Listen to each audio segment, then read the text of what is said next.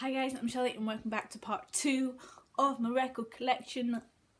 I'm having kittens because I just got my singles out and I forgot what ones I had. Okay, let's start with the most stupid. Only 80s kids will know the wonder of this. It was an itsy bitsy teeny weeny yellow polka dot bikini that you wore for the first time today. Oh yeah. Who knows that song? Please comment down below if you grew up listening to Timmy Mallet singing that song. The ridiculousness of this song, and yet I was obsessed with it as a child. The video was stupid, the song is sexist, and yet it just makes me happy. Next up, inevitably, we have yet more Queen. Fat bottom girls, you make the rockin' world go round. You're gonna get a lot of singing with this. Then we continue with my Louis Armstrong collection. Oh, what a wonderful world. And also Hello Dolly, because it just makes me happy. Hello Dolly, you're looking swell, Dolly. Just, who can resist Louis Armstrong? Seriously. The next collection is, I'm not sure what year this was. It's got up in the early 2000s. Do anybody remember Virgin Megastore? They were a record store here in the UK. They've started putting vinyl singles and I went nuts collecting them. So all the singles that I liked listening to when I was about 14, 15, I ended up buying in record form. So welcome to my music taste at 14. I will not apologise for this one.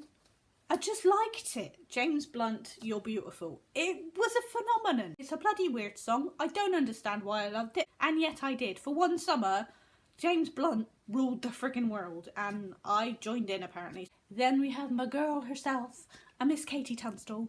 Friggin' loved this woman. First time I saw her on Jules Holland, with a little foot pedal and a woo, woo. She blew the world away. She blew my world away. And so anything with Katie Tunstall on it, I flipping bought. I think these were all bought in the same summer, or roughly around the same summer, because my God, do I remember when this song came out. I predict a riot. I predict a riot. I bought the album because of this song. I just loved the Kaiser Chiefs. They were at Glastonbury, that was it. And the lead singer jumped into the crowd and they blew the flipping roof off Glastonbury. And I fell in love with that first album and their raw energy. It was just brilliant. Is this a gatefold? It isn't all. And this one's a gatefold of the Sergeant Kaiser's Riot Squad band. So they were basing themselves on the Beatles. Sergeant Pepper's Lonely Heart Club Band. So it's a bit like that. And the Kaisers are at the front. They've stuck their faces on the band. And it's just... Next up was somebody I got slightly obsessed with for a while.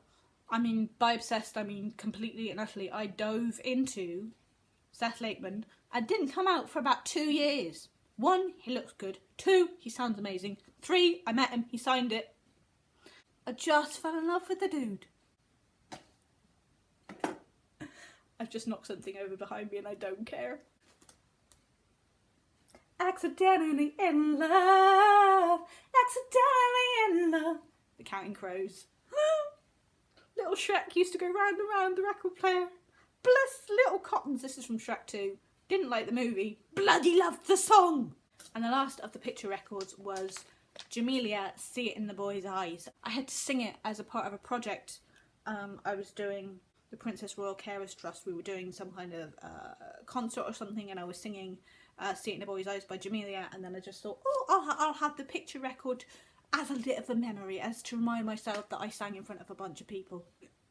Do you remember when Jamelia was just everywhere?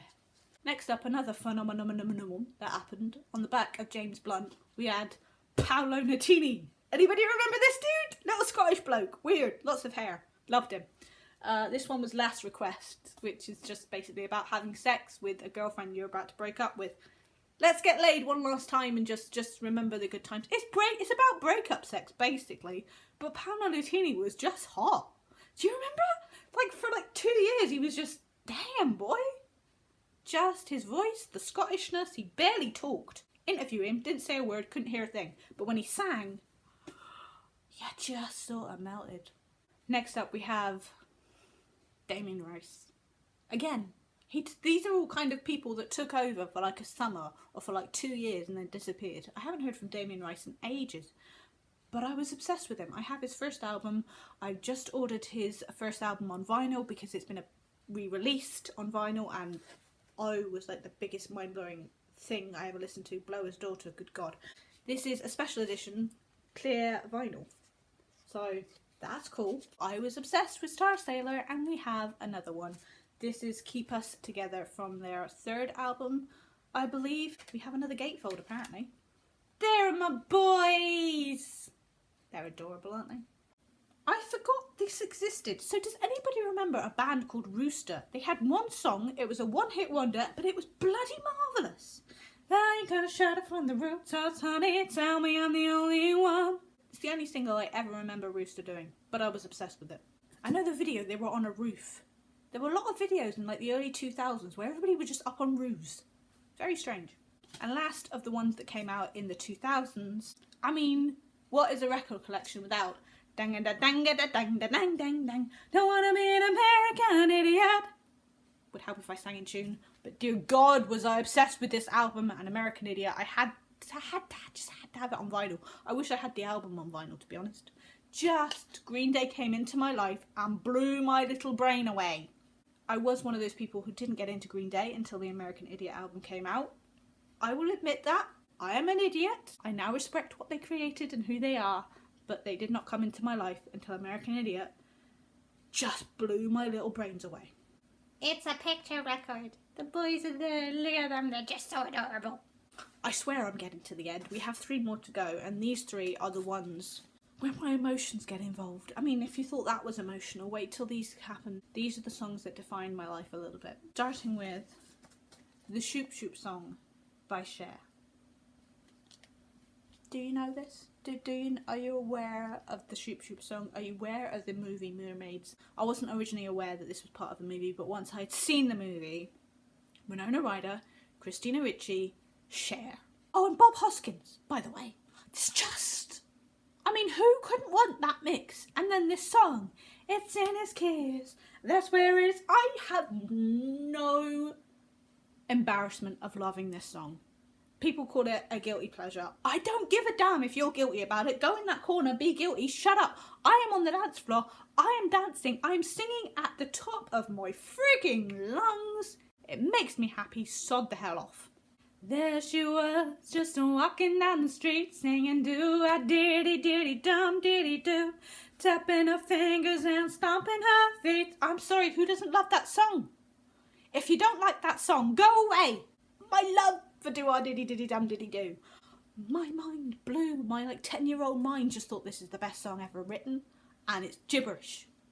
Last up, I am a kid who grew up with one movie that defined my life. I had blonde hair, I wanted to own dungarees, and I wanted to be Veda Sultanfuss.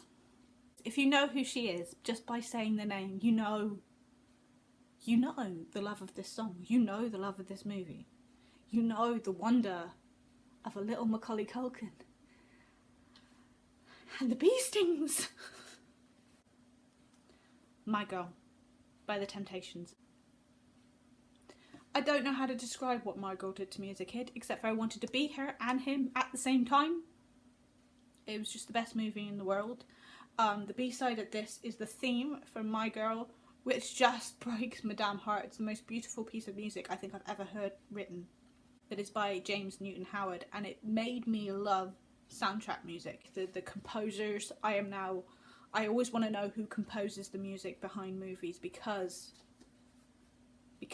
of this movie. I cannot get that piece of My Girl music, that piece of soundtrack music anywhere else but on here. This was the only place that it was recorded.